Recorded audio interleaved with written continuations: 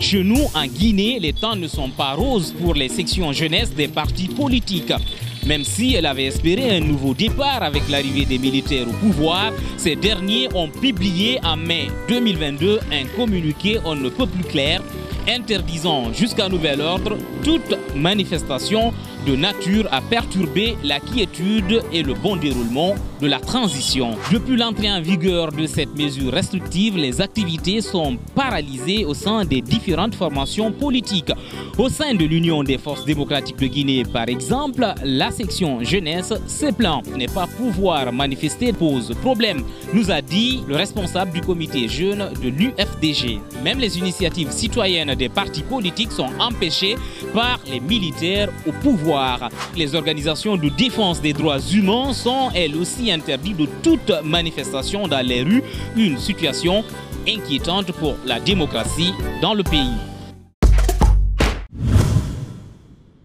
Ici au Gabon, le général Oligui Nguema a annoncé dès sa prise de pouvoir le 30 août 2023 qu'il n'y aurait ni majorité ni opposition pendant la transition. Pour de nombreux jeunes qui représentent plus de 60% de la population, s'impliquer dans le processus de transition est primordial. Depuis le changement de régime, une dizaine d'associations de jeunes, principalement dans la capitale Libreville, mais pas que, a émergé afin d'apporter leurs propositions et leurs solutions.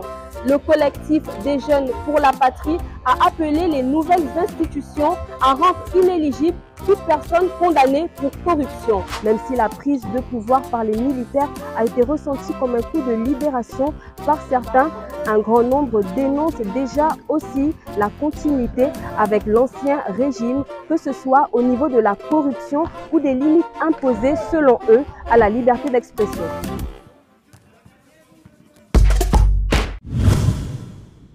Serge avait décidé de ne plus passer les concours de la fonction publique parce que pour lui, cela était destiné aux plus proches du pouvoir. Serge, alors dites-nous, aujourd'hui, avec la loi sur la méritocratie, qu'est-ce qui vous motive, par exemple, de passer les concours de la fonction publique? Auparavant, on se disait si tu n'as pas de bras longs, tu ne pouvais pas avoir. Mais maintenant, avec cette loi, on est sûr que si tu bosses, comme on aime le dire, si tu bosses correctement, avec ton niveau, tu penses que tu peux avoir accès facilement au concours de la fonction publique.